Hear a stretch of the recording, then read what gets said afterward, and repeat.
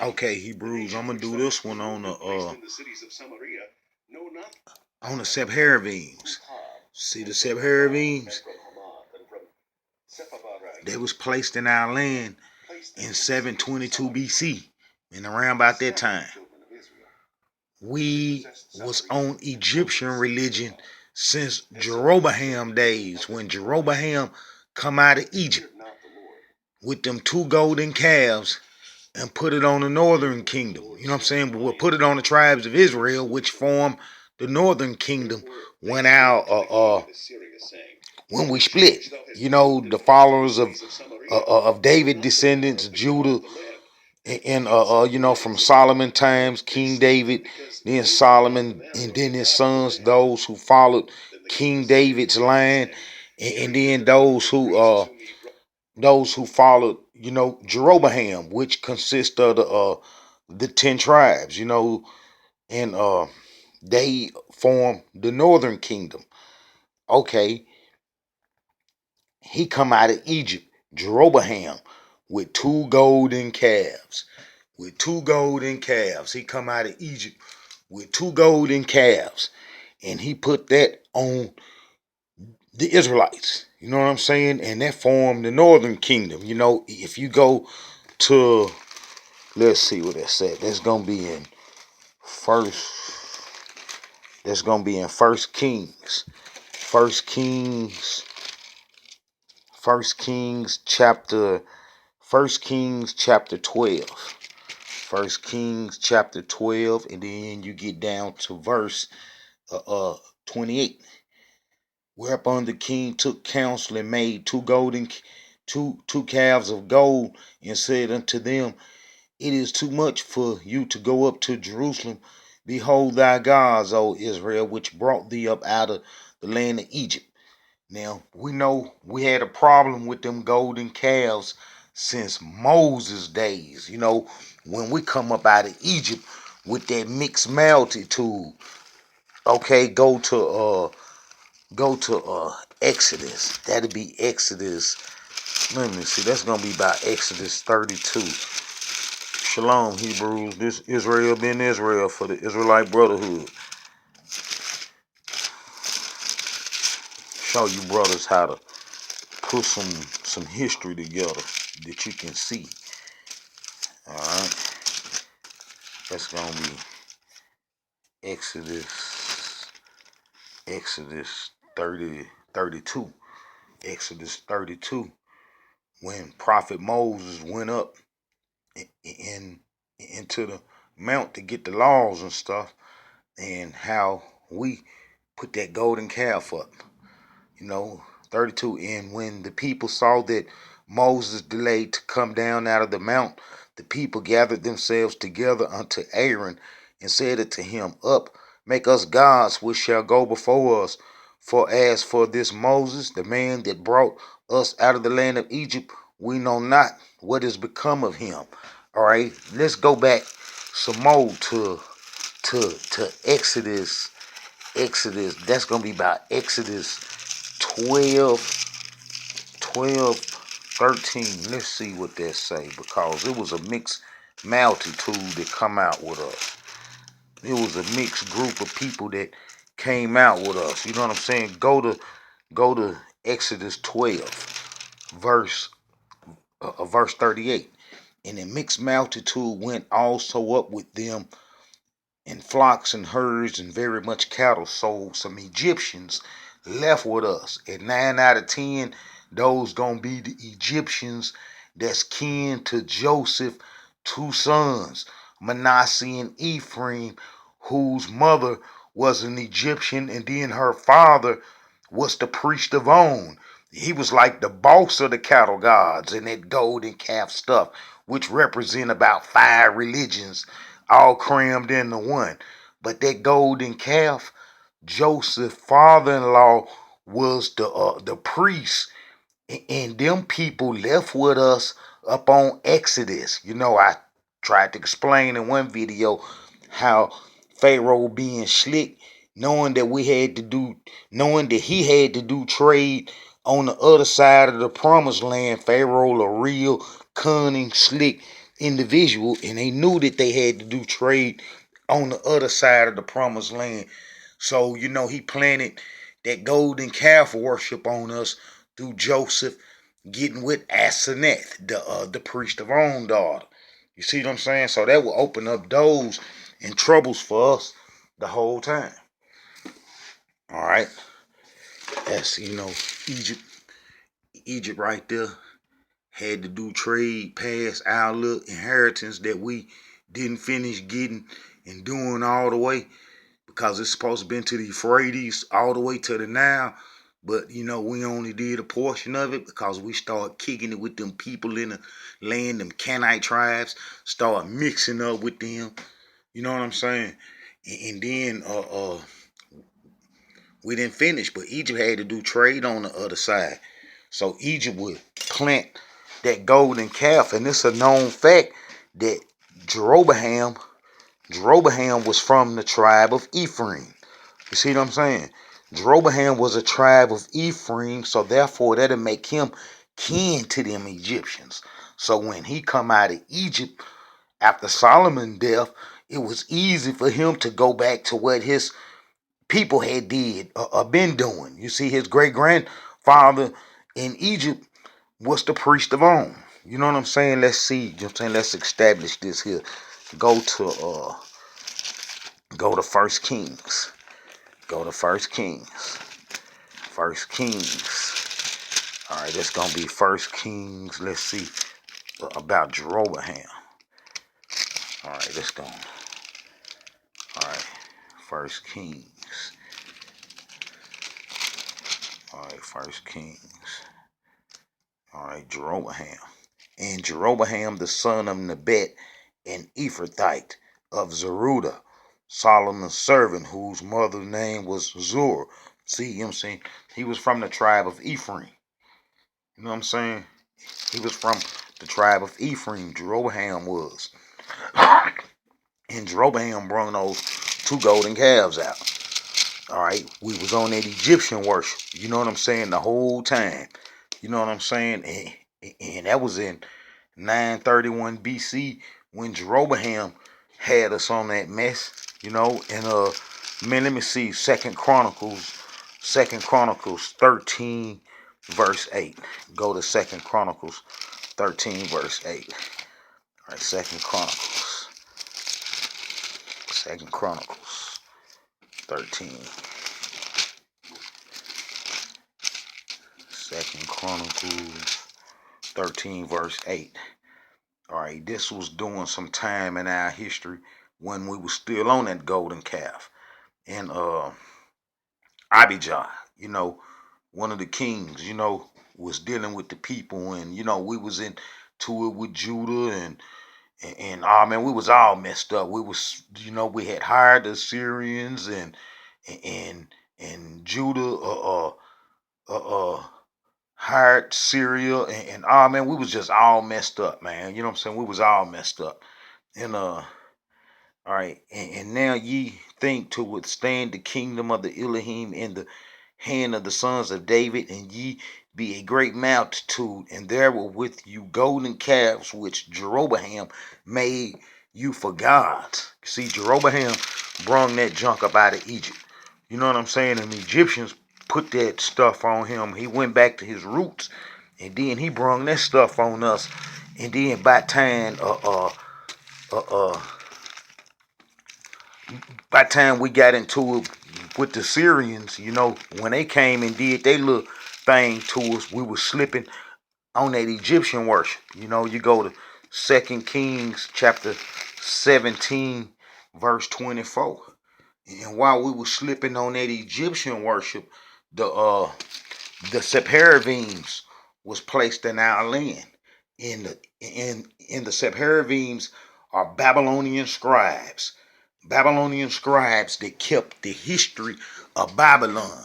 They had twin cities, Super and Nuper. You know what I'm saying? Those was twin cities that held the archives, the books, in the cuneiform writings. That was the books back then. The cuneiform writings for the whole Babylonian history and other nations and peoples would invade and trying to, get them tablets from them and they gods, and they was like the keepers of the false gods that go all the way back to Nimrod days. You know what I'm saying? When he rebelled or was in unfavor with what the Creator had going on. Nimrod wanted to unite the all the people, what I'm saying, under him, and the Creator was the one that, we really should have been following back then, even for them Hamites. But anyway, them Sephardims were Babylonian scribes, and they kept the history of Babylon. The word Sephardim is the Hebrew word for Sephardi, Sephardic, and Sephardim. Those are the Jews, that's in the promised land. We abandon our heritage to them in the book of Jeremiah. But anyway, back in Jeroboam them days, when we was on that Egyptian worship, we was slipping. And we didn't, we wasn't about the covenant like we supposed to have been in the northern parts, the 10 tribes they call them, because we was on that Egyptian worship, and then that allowed them Sephardims to be placed in our land while we was slipping on the Egyptian religion. You see what I'm saying? And then when we was chased out by some of their descendants, you know what I'm saying, doing the proxy wars. That's why they masters at proxy and doing stuff through the second and third entity, and then that was done with them Chaldeans, when they came in and destroyed, the southern kingdom. You see, because everybody in the northern kingdom had to start migrating to the southern kingdom because we was being overran by all kind of nations. The Assyrians came, the Babylonians came, and everybody was coming from the eastern part of our inheritance. Everybody was coming, all the nations was coming. And that's because we was on that Egyptian worship. You see what I'm saying? We had to get up off the land. We couldn't stay on the land doing no Egyptian worship. We couldn't stay on the promised land doing no Egyptian worship. That's why come that Egyptian worship, anything fooling with Egypt should be an abomination to us, because it was Egypt that basically caused us to go into slavery and lose our heritage, because we never stopped fooling with that Egyptian stuff since Moses' days. King David cleaned the land up, and we had to do right. All right, when Solomon started slipping, then it was downhill from there. And we kind of like ain't never recovered. We had some good kings that, held the law and tried to do the right thing. King Josiah gonna be one of them. That's King Hezekiah's great grandson. He cleansed the land up from Egyptian worship. And then them Egyptians, Necho, who the Syrians had put on the throne, his line killed King Josiah after he done cleansed the land up. I don't think he wanted them Egyptians to come across the promised land to go help them Assyrians. See, them Assyrians' lights was finna be put out from what the prophets had been telling them, like Num, the prophet Num, the prophet Jonah. All them prophets was sent to Nineveh telling them to get right. We did business with them, with the Syrians. They was like our do boys, you know what I'm saying? When we had control of all the spices and all the trade, when everybody basically had to come to us. Africa was our backyard, because we was descended. You had the tribe of Ephraim that was descended from the Egyptians. So we played all in our backyard, Africa. Judah inheritance went all the way up to the Nile. So we was all in Egypt and all parts of Africa in the Sahara. And then we had gold. We had plenty gold and stuff. And we had trade, you know what I'm saying? And we had everything. And then we started slipping. We started slipping on that Egyptian religion. And that what brung us down. The book of Jeremiah go into detail. Our last days, he going to be our last days on the promised land. because that 1% that was taken, the 10th that was taken to Babylon during the Babylonian Wars after the Assyria was destroyed in 612 BC. Then the Babylonians came straight on up to get up with us, and then they got up with us, and then they chased us into Africa, by way of Judah inheritance, all the tribes. I show us, around about 715 BC, Second Chronicles, chapter 30, how King Hezekiah had everybody, all the tribes there, and he sent letters for everybody to come to Passover. In Second Chronicles, chapter 30, verse 6, he even state how we even escaped the Assyrians, so, I got videos up on this, all this, easy information to understand. All right, check this out. We were slipping on that Egyptian religion. And then when them Sephardi Jews was placed in our land, and then we didn't focus on them. We didn't say nothing to them. We didn't try to get up with them and chase them out the land because they was invaders. And then we went, into the southern kingdom. And then we abandoned our heritage altogether to all them people that was in our land. There was a bunch of people being placed in our land. They wasn't the only ones, as we was being attacked from the eastern parts, from the Samaria way, by the Chaldeans. The Chaldean nation consisted of the Scythians. The Scythians, Ashkenaz, it's the code name for Ashkenazi. The Scythians, wasn't basically nothing but Ashkenazi. They was with the Chaldeans, and the Chaldeans wasn't nothing but some slick Amorites. All the people that was in Babylon and came from Babylon had a strong mixture of being Amorites. In them Sephardims, they was kind of like some Amorite scribes. That's basically what they was. Amorite scribes. They had colleges and stuff everywhere. Well, when they was placed in our land and we ran into Africa in the book of Jeremiah, chapter 44, verse 15, 16, 17, and 18, we told the Creator we wasn't going to do the law no more. And that we wanted only Egyptian religion. We was tricked, because after the Egyptians killed King Josiah and placed his son on the throne, they went, with that Egyptian stuff.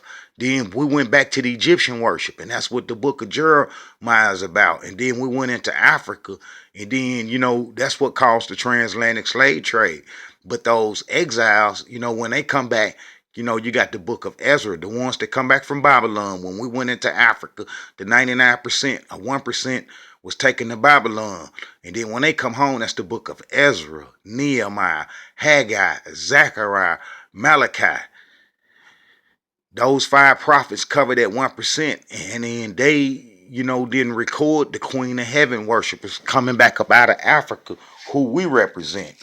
That's going to be the book of Jeremiah, chapter 44. Check this out, chapter 44. Chapter 44, verse 15, 16, 17, and 18. We told the Creator we ain't doing the law no more. Forget the law. And then we went into Africa. This, the Sephardims from 2 Kings chapter 17, verse 24, when they was placed in our land, when we ran into Africa in the book of Jeremiah, it's like 134 years, about something like that, when we went into Africa and to do the Egyptian religion. We abandoned our heritage to the Sephardi groups. So the Sephardi groups, Sephardims, who are the Sephardis, they was in our land like 134 years before Ashkenazi come up. Ashkenazi come in our land under the name Chaldean, with the Chaldeans. You know what I'm saying? And this is 2 Kings chapter 25, verse 26. And all the people, both small and great, and the captains of the army arose and came to Egypt, for they were afraid of the Chaldees. The Chaldees wasn't nothing but slick Ashkenazi under their code name Scythians. They made up the Chaldean army. You know, they controlled Chaldea. I got proof of that by historians that, know that Ashkenaz, the Scythians controlled Babylon too at one time. So, we abandoned our heritage to them people. We was chased out the land by one, and we abandoned our heritage to the other. And when we abandoned our heritage to the Sephardims, the Sephardi groups, we didn't have no intention